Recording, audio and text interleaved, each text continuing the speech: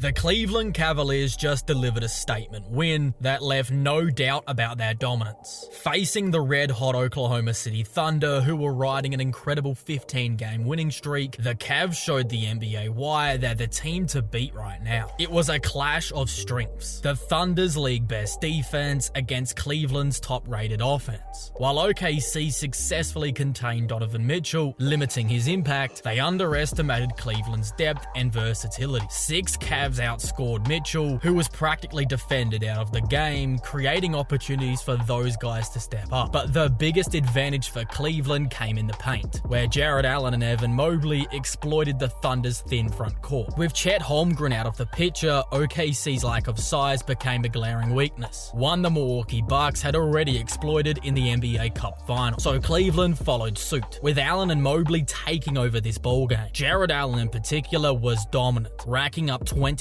points, 12 rebounds, 6 assists, 3 steals, a block, while drawing 7 fouls, finishing a +7. Mobley wasn't far behind that either, delivering 21 points, 10 rebounds, and 7 assists on an effective 8 of 13 shooting. These performances marked franchise history for Cleveland, as it was the first time 2 Cavs teammates had at least 20 points, 10 rebounds, and 5 assists since LeBron James and Dwayne Wade back in 2017. Down the stretch, the Thunder's refusal to adjust our lineup to put more size on the floor proved costly, despite it becoming increasingly clear that they needed to counter Cleveland's dominance in the paint with a second big man. The Thunder stuck to their game plan and paid the price. One sequence late in the game perfectly illustrated this miscalculation. On one critical possession down the stretch of this game, Cleveland pulled down 4 offensive rebounds, forcing OKC's defense to scramble for nearly an entire minute of action. The possession included Jarrett Allen drawing free throws after an SGA foul, and an eventual putback by Evan Mobley that left the Thunder reeling. This backbreaking moment basically summed up how the Thunder's night went when trying to defend the Cavaliers in the paint, as they were just unable to beat the double big lineup of Cleveland. But in the Thunder's last 2 wins against the Knicks and Celtics, they managed to keep Karl-Anthony Towns and Kristaps Porzingis in check, limiting them in both scoring and rebounding. So why couldn't they do this against the Cavs? Well, it's because the Cleveland Cavaliers presented a completely different challenge when it comes to how their bigs play. Unlike Cat and KP, who rely heavily on 3-point shooting, Jarrett Allen and Evan Mobley often dive hard off screens and love to dominate in that painted area like traditional big men. The Thunder had been able to neutralize the bigger perimeter-oriented bigs by limiting their opportunities to crash the boards, but with Allen and Mobley constantly rolling to the basket off pick and rolls and asserting themselves in the paint on nearly every single possession, OKC's defense was stretched to its breaking point. What made matters even worse for the Thunder was Cleveland's strategic rotations. At all times, the Cavaliers were able to keep 1 guard and 1 big out of their core 4 on the court at all times. This staggering of minutes ensured that the Cavs always had a dynamic guard-big combination on the court, keeping the pressure on the Thunder's defense without any breaks. The Mitchell-Mobley and Garland-Allen pairings were especially effective, as they allowed Cleveland to maintain an aggressive, balanced attack that the Thunder just could not consistently contain. But back to the Thunder's defensive approach against Spider. At first glance, the Thunder's ability to defend Donovan Mitchell out of this game might seem like a win, but in reality, it definitely wasn't. That defensive strategy, while effective against most teams in the NBA, simply doesn't work against Cleveland. Take, for example, the Thunder's Christmas time game against the Mavericks. Oklahoma successfully neutralized Luka Doncic, and with no one else on Dallas able to step up, the Thunder's defensive game plan worked perfectly. But Cleveland is built differently. Unlike teams that rely heavily on one single star, the Cavaliers distribute their scoring more evenly. On any given night, multiple players can step up, meaning you can't just focus on shutting down one guy, as you have to play everybody on the Cavs straight up. Against a team like the Cavaliers, overly focusing on one star creates too many opportunities for the others. And that's exactly what happened. With Donovan Mitchell having a poor shooting night, players like Ty Jerome, Max Strus, and Dean Wade capitalized on their open looks, as the trio combined for 43 points. Normally, Mitchell contributes around 23 points per game, but the Thunder's hyper-focus on him allowed Cleveland's role players to generate even more. Instead of stifling the Cavaliers' offense, this strategy backfired big time, actually enabling the Cavaliers to score more efficiently as their supporting cast stepped up and made the most of their open looks. Thunder coach Mark Dagnall isn't exactly known for making big adjustments during regular season contests, as he usually sticks to his rotations and team philosophy. But honestly, this game felt like it was screaming for a change, and it just never happened. I think if Chet Holmgren was available though, they would have gone to a double big lineup and probably started with it as well, and that could have countered the Cavaliers' dominant front line. What people overlooked about Cleveland heading into this matchup was just how dominant they've been lately on the defensive side of the ball. Over their 10-game winning streak heading into this game, they ranked second in defensive rating while also having the league's best offense, a combination that proved a nightmare challenge for the Thunder. I thought the Cavs defended Shai Gilgeous-Alexander very well. They held SGA to 31 points on 27 shots while forcing 5 turnovers. Cleveland made him work for everything and seemed to be content to let him ISO as much as he wanted. Shai took 10 more shots than the next highest on the team, Jalen Williams, because the Cavs were fine giving up mid-range isolations while locking down the perimeter and preventing the easy looks at the rim. It was a smart, disciplined defensive game plan that, unlike the Thunder's, made it very challenging for OKC to generate consistent offense. What made it tougher for the Thunder again was how they received very little help off a bench that usually leads the league in that category, with Cleveland outscoring them 43-26 in off-the-bench points. Bench minutes is usually a highlight for OKC, ranking first in bench net rating. However, Cleveland are right behind them in that department, ranking third. And with the home crowd behind them, they were able to make a huge difference in this game. Overall, though, the Thunder did well to stay in this game despite things not going their way. However, the high-scoring, fast-paced nature of the game was never going to favor them. They ended up playing Cleveland's style, and the Cavaliers looked right at home. Cleveland not only boasts the league's best offensive rating, but they also play at the highest pace, giving their elite offense more possessions to work with. While OKC's no slouch offensively and ranks 9th for pace, they're just not as comfortable playing that fast-scoring style as Cleveland is. The third quarter was a perfect example of this. Both teams scored over 40 points, trading buckets in a back-and-forth shootout. But given Cleveland's offensive firepower and ability to thrive in high-scoring situations, it was always going to work out in their favor, and it did. As the game progressed, the Thunder's offense kept getting worse and worse, while Cleveland's remained at the same level of consistency. And late in the game, that was the difference. Over the course of the game, there was 30 lead changes, which is absolutely absurd, and it felt like even more when I was watching this live, as it was just such a back-and-forth battle between two of the NBA's heavyweights. It's rare to see one team start a season this dominant, but to have two do it at the same time is truly special. To put this into better perspective, in the entire history of the NBA, only 4 teams have ever won more than 30 of their first 35 games of a season. The 2025 Cavaliers and Thunder now join that elite list, alongside the 1972 Lakers and Bucks. It's incredible to witness history unfolding with these two teams, especially considering the parallels to the 1972 season, where the other two teams achieved this same feat. That was the year the Lakers made history with their iconic 33-game winning streak, still the longest in league history. What's even more fascinating is how the Bucks played a key role in that story, because Milwaukee was the team that ended the Lakers' streak on the 34th game, very similar to what Cleveland just did to the Thunder. But in the playoffs, the Lakers would get their revenge, defeating Milwaukee to advance to the NBA Finals, where they would then go on to beat the New York Knicks and claim Los Angeles their first basketball championship. So with the Cavaliers and the Thunder set to meet again in just over a week, the rematch promises to be intriguing.